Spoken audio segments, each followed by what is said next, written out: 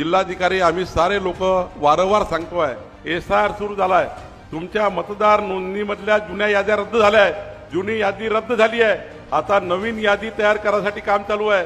ही यादी तयार झाल्यानंतर पुढचे 20 वर्ष नवीन यादी तयार होणार नाही।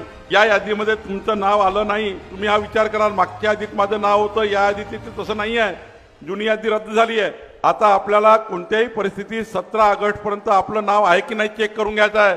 ज्यांचं नाव नसेल त्यांचं नाव कधी येणार नाही। मग अन्नाची योजना बंद, रेशनची योजना बंद, साऱ्या योजना या बंद होणार आहे, कारण आधार कार्ड आणि मतदार कार्डला तुमची योजना जोडणार आहे। तुमचं मतदार यादीत नाव नसेल, मुलाची ऍडमिशन कशी होईल, तुमच्या मुलाबाळांना कसं बेसाबेलतुरीत त्या ठिकाणी योजना मिळेल, तुम्हाला अन्नाची योजना बंद, तुमची महिला बालकल्याण योजना बंद, तुम्हाला समाज कल्याणची योजना बंद।